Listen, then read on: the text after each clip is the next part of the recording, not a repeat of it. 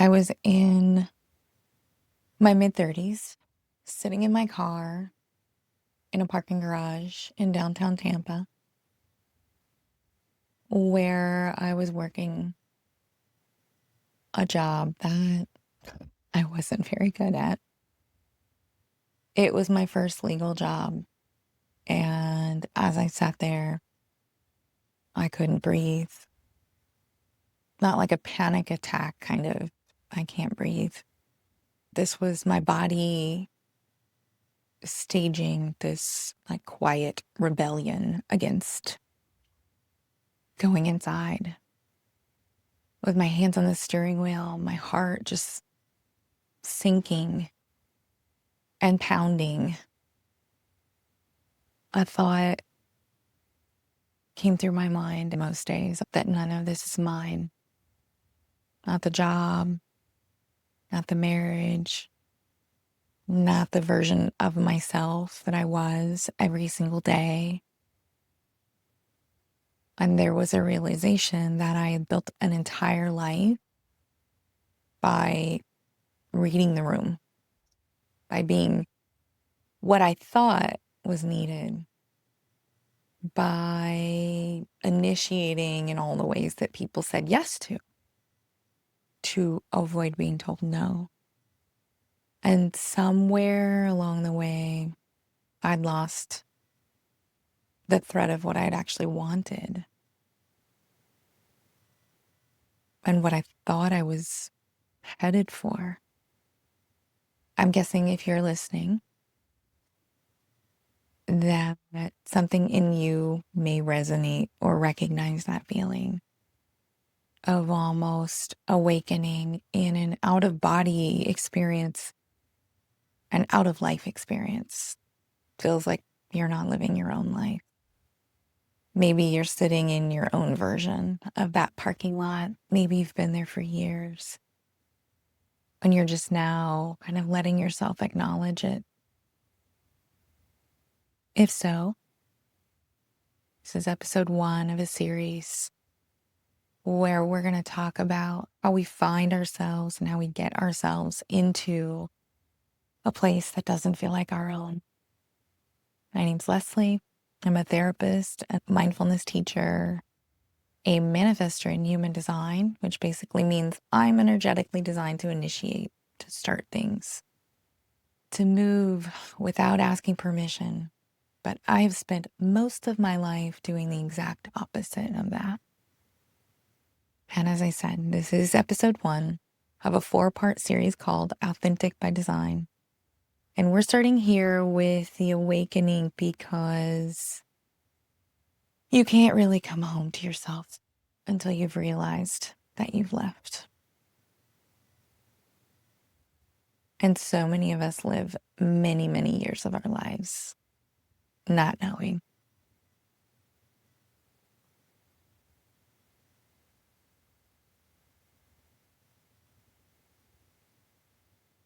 So let's talk about that thing nobody wants to say out loud.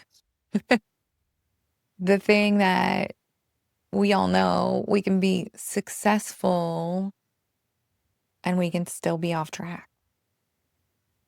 We can have the degrees or 5.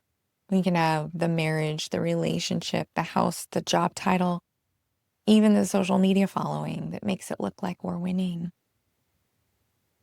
Still, we feel like we're watching life happen from behind glass. I see this a lot in my therapy practice. High achievers who've checked every single box society has handed them. And like me, they come in saying things like, I should be happy, but, or on paper, my life is great, but, or I don't know why I feel this way. Or I don't know how I got here. And here's what I've learned professionally and personally. That but is your soul trying to get your attention. But the tricky thing about living inauthentically is that it doesn't always look wrong from the outside. And in fact, it often looks really right according to society, religion, culture. Because inauthenticity isn't failing, it's about succeeding at the wrong things. It's about winning a game you didn't know you never wanted to play. I remember being in therapy school and I was working so hard and I was so proud of myself. And I realized that when I thought about how I wanted to show up versus how they were telling us to show up or how other people were telling me that they showed up, I felt scared. I felt the feeling that I might go back to that old version of myself that went to law school for one purpose and came out and did something else instead. And I realized that the way traditional therapy operates was going to send me back to that place where I was in the parking lot, in the law firm.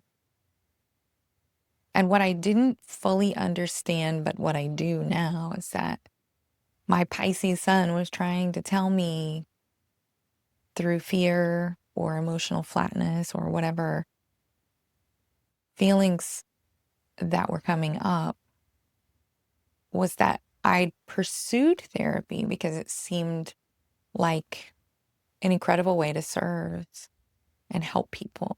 And I wanted to understand trauma. So I wanted the education. But then the way many therapists are trained to help people, the clinical boundary 15-minute sessions, the don't share anything personal model, that wasn't aligned with how I actually heal and connect with people. I'm a 2-4 in human design. If you know what that means, then you know I need time alone to integrate and process. That's the hermit in me. But then I need to share what I learned with my people, my network, my podcast. I need authentic relating, not performance. And traditional therapy training felt performative at times. So I've had to find my own way to share this knowledge that I have and to serve people in a different way than traditional therapy. I also do some traditional therapy, but I have to do it in combination with the non-traditional. So I wonder how many of you have felt that you had an achievement that was supposed to feel like an arrival. Definitely felt that way with law school. I've arrived. But instead, it feels like a heavier backpack. So I think many of us have experienced that. And we'll get to why. But there's this thing that we've like normalized in our culture called the Sunday Scaries. Many of you may experience that. It's the dread that starts to creep in on Sunday afternoon, knowing that Monday's coming. But let's consider that the Sunday Scaries aren't about Mondays. They're about Mondays doing something that's out of alignment with who you are. When you're living authentically, you might still feel nervous about a big presentation or whatever challenging week that you have ahead. But that's different from existential dread of knowing that you have to put on a mask and pretend to be someone that you are not for 5 days straight or more. I had the Sunday Scaries for years before I realized that they weren't just part of being an adult. Sunday scaries were my body's way, my body's alarm system, trying to tell me that we're off course, Leslie. We're off course. We're off course. Something isn't okay. And the wild thing is, I think we medicate those alarms. We scroll, we drink, we binge, we watch Netflix for hours. We overwork. We people please our way through the week. We tell ourselves, this is just how it is. And then we compare ourselves to the people who seem fine. Then we decide that we're the problem and shame sets in. What if we're not the problem? What if the life you've built just isn't yours? We're going to eventually get to what it feels like to live a life that's yours. But I can tell you from my own experience, it's beyond incredible. First, I'm going to invite you to pause with me as we move through this information. If you're driving, keep your eyes open. But if you're somewhere safe, I want you to just stop and take a breath. A real one, not a thinking breath, a feeling breath. Put one hand on your heart, one on your belly, and just notice. What does your body do when I ask it? Or you ask it? Are you living the life you actually want? Don't think about it. Don't make a list. Just notice. Does your chest tighten? Does your throat close? Do you feel sinking in your stomach? Or maybe a flutter or something? Anxiety, excitement, grief. Whatever it is, your body knows. Your nervous system knows. We're just not always listening.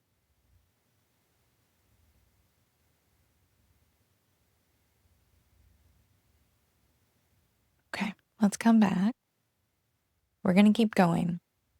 But I want you to remember that feeling, whatever you felt come up, because we're going to come back to it. It's important. Our body's always telling us what we need. It's always feeling for us and watching for us, protecting us. So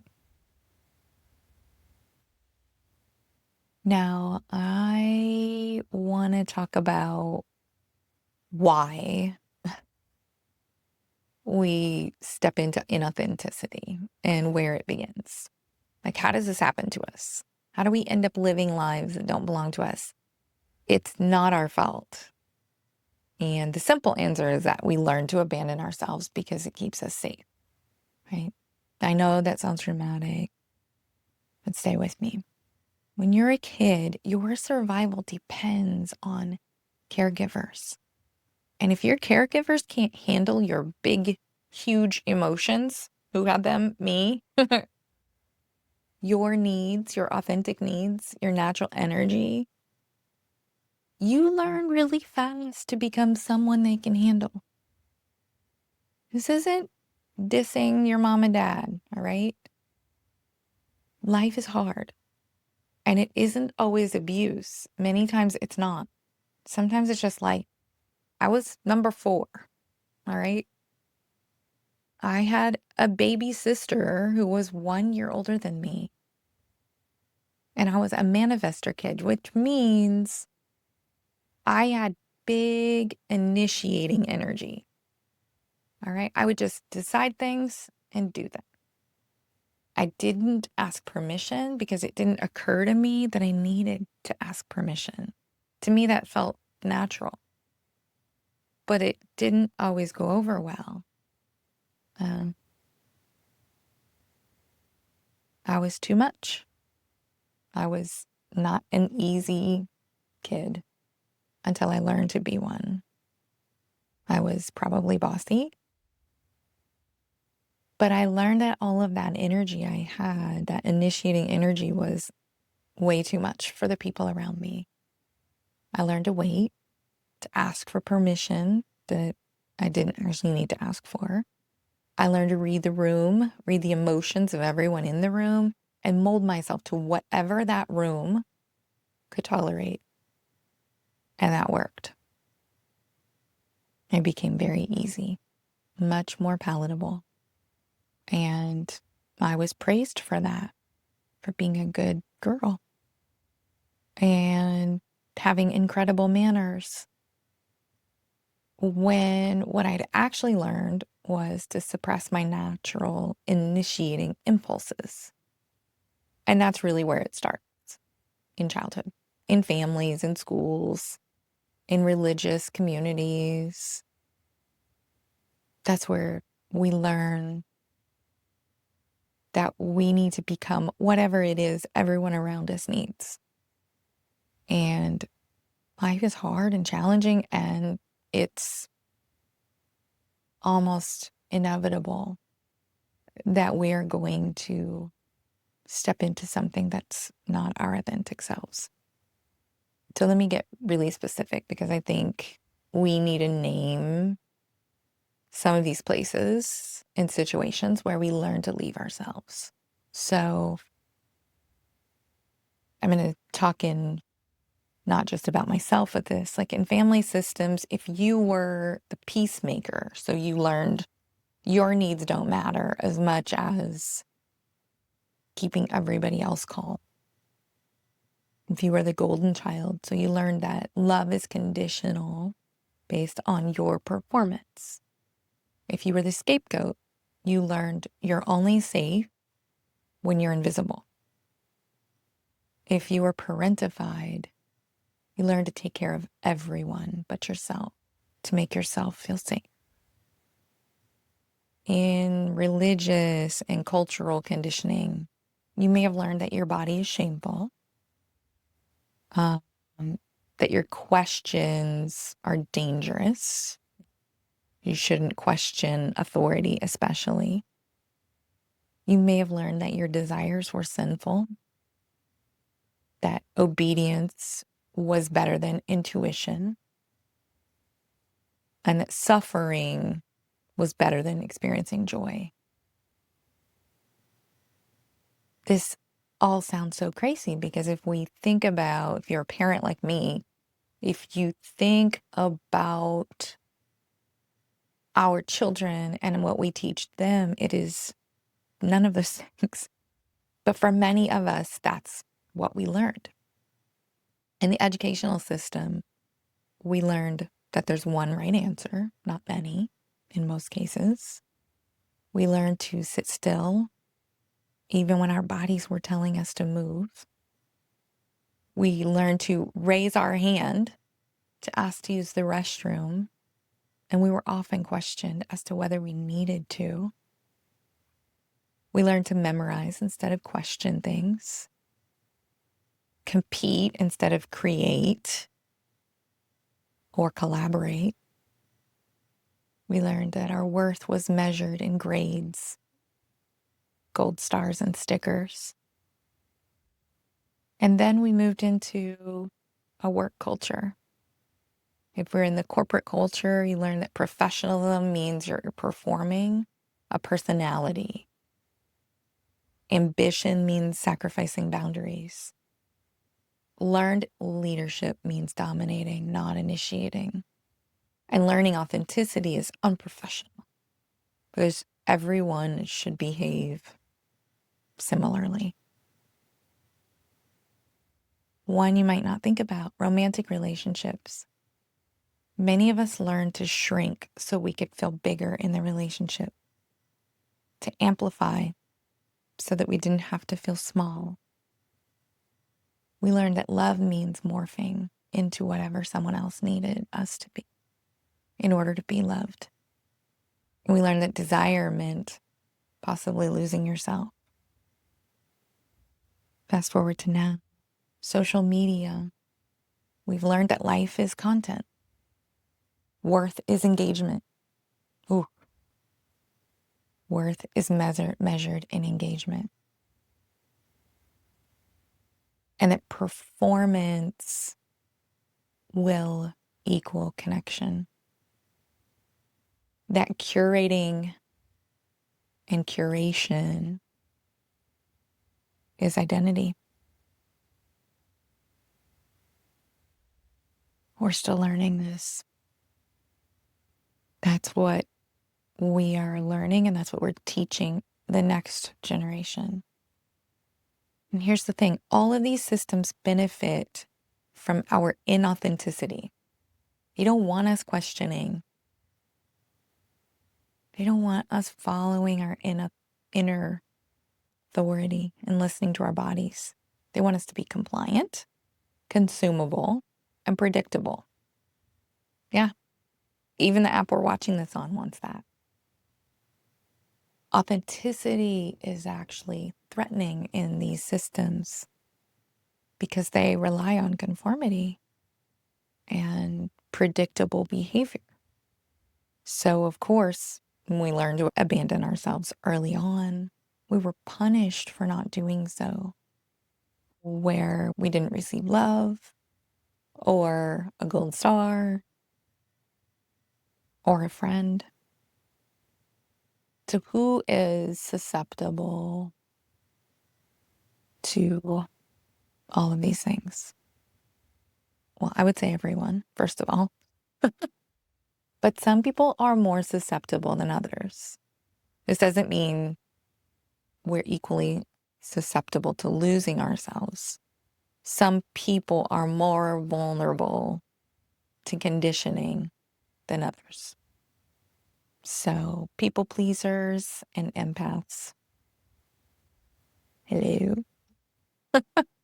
If you can feel everyone's needs and emotions, then you learn to prioritize them over your own.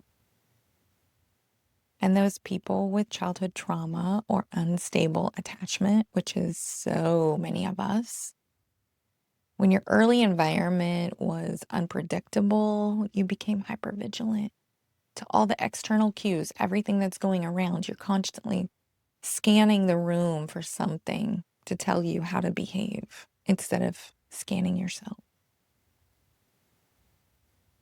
I think high achievers are vulnerable because they are always seeking external validation. So if your worth is tied up in achievement, then you're going to keep chasing the next milestone to feel okay. And anybody from a marginalized group, when your safety depends on code switching and conforming, authenticity can feel like a luxury or a risk.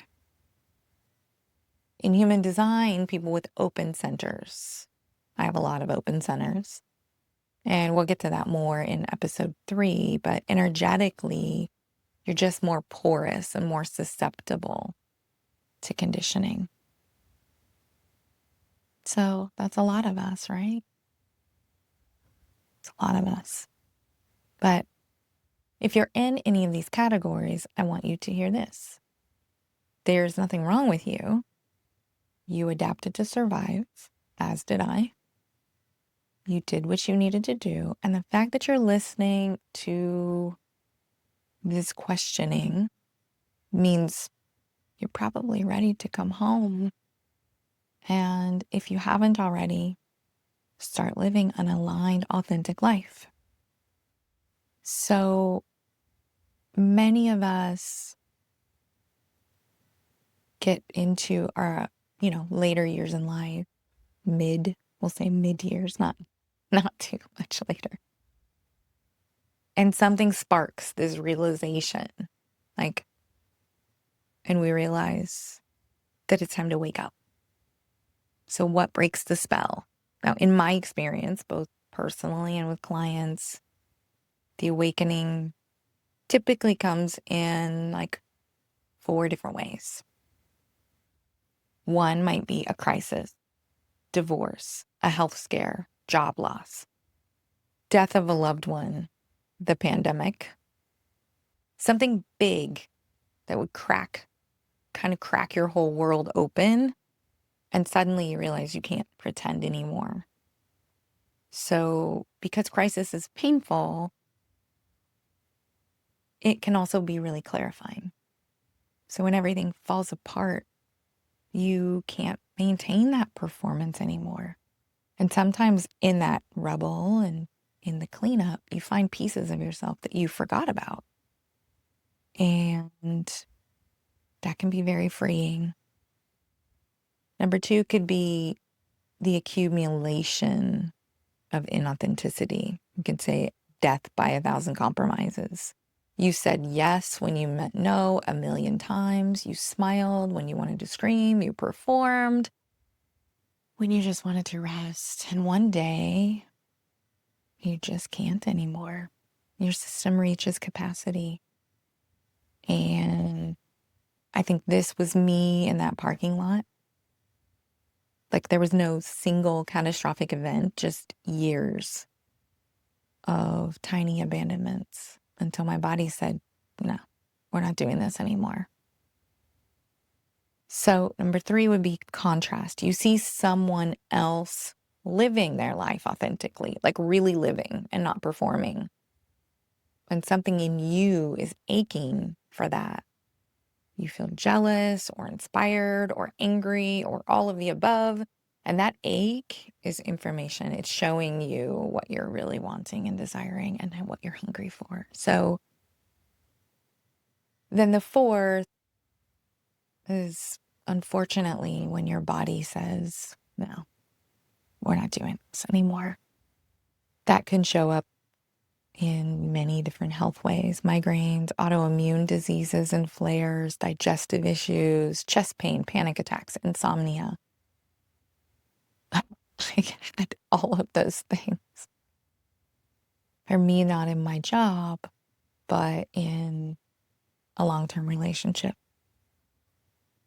And all of those things were necessary to wake me up and say, I'm just not well.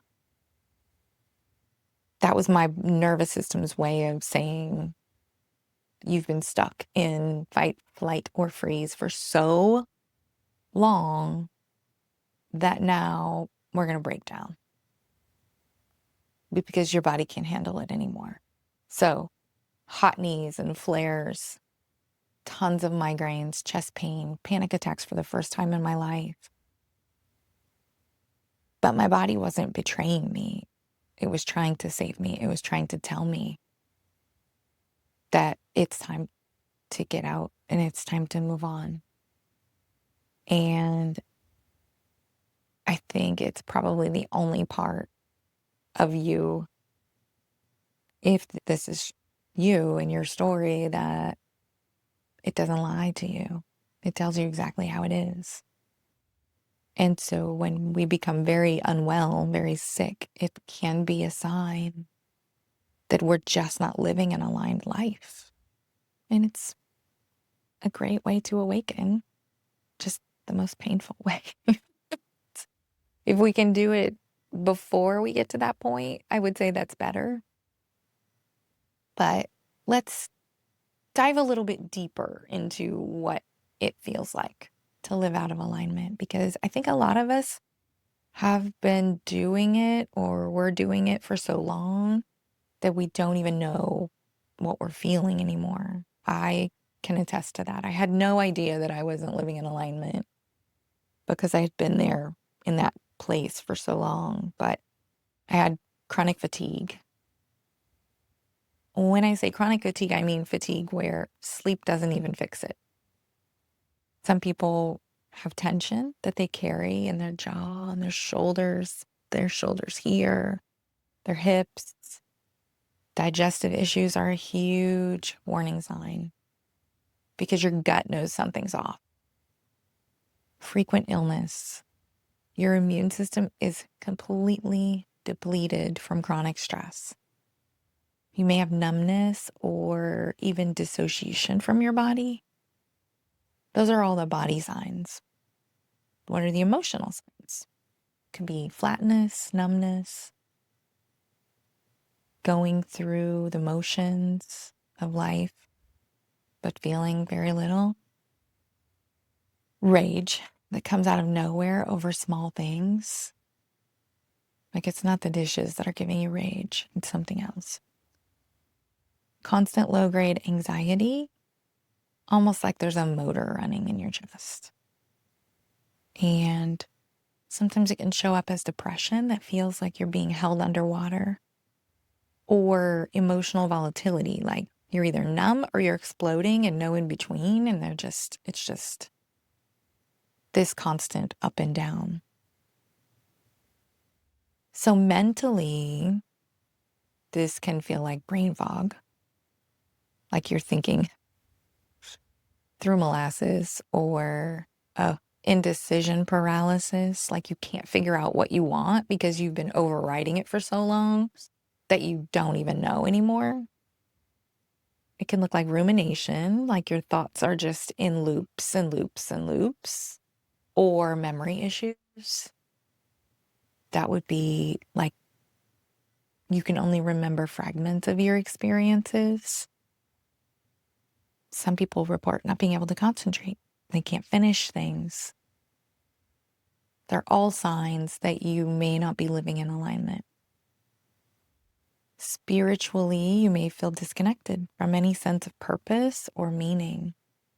Like you're just going through the motions of practice, like meditation that used to nourish you, but they don't anymore. You feel like you're watching your life happen to someone else. You might feel kind of like existential emptiness. Is this all there is? Really? Some people report an inability to access inner intuition, inner knowing, or your personal authority. And in your relationships, your connections may feel surface level. You're performing in your relationships, not really there. You're experiencing lots of resentment. You give and give, but feel unseen, have the inability to receive love or compliments or help. And there's always a feeling of aloneness, even when you're with people. If you are recognizing yourself in this list, first, just breathe. Second, you're not alone. This is what happens when a human tries to be something they're not for too long, or when we're told we need to be something we're not for too long. Your system is doing exactly what it's designed to do. It's trying to get your attention. And there are some specific signs that you can watch for that will help. You can't answer, "What do I want?" without immediately feeling anxious or just going blank. I was there. When you say yes to something, it feels heavy. When you feel no, you feel guilty. Your own life might exhaust you. Maybe you don't recognize yourself in photos. Like you see yourself and you think, who is that person? Your achievements might feel like someone else's trophies, not your own. My life coach Kendra used to always say that if you're constantly shoulding on yourself, I should want this, I should be happy, I should be grateful. No good. That Sunday evening dread is chronic. Like, let's say it's every week. You're always counting down to the next break from your life. You fantasize about running away, starting over, disappearing. You feel like playing a role, wearing a mask, performing.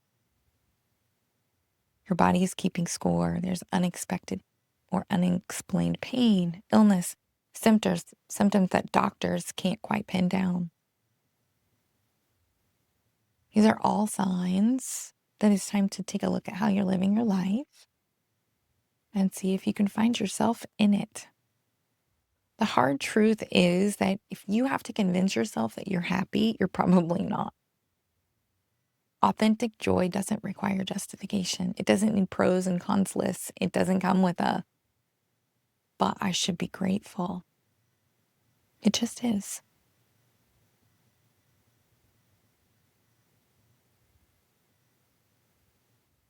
Before we close, I want to give you one more invitation. Place your hand on your heart again. Take a breath. And I just want you to finish my sentence internally, just for you.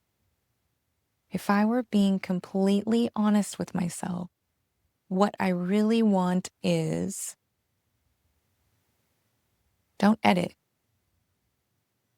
Don't make it reasonable. Don't worry about how do you make it happen. Just listen for the whisper underneath all the noise and answer the question.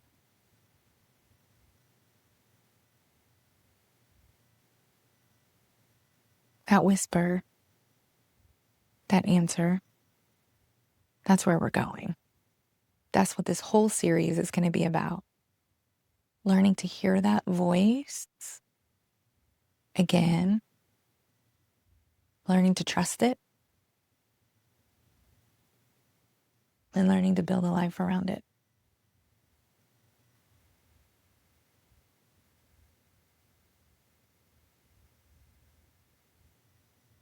So here we are, at the beginning of the year.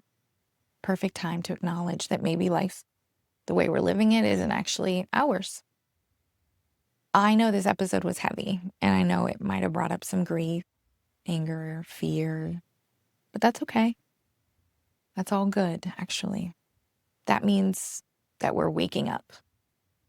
And in the next episode, we're going to talk about why it's so hard to find your way back, what's happening in your nervous system that keeps you stuck in inauthenticity, and some really practical body-based tools to start regulating so you can actually hear your inner authority again. But for today, I want you to acknowledge what came up, maybe journal about it, maybe cry about it, maybe rage about it, maybe just sit with it. You don't have to fix it today. You're still in there, but you don't have to find your whole self today. You don't even have to have a plan. You just have to be willing to see change is needed and understand how beautiful life will be on the other side when you can be yourself. So if you're ready to keep going with this journey, make sure you subscribe to my channel so you don't miss the next 3 episodes, because we're going to go deep. We're going to get into the nervous system stuff, the human design stuff, the practical, how do I actually live differently stuff. This is a year for you to stop performing and start living. I can feel that for you. I'll see you next week.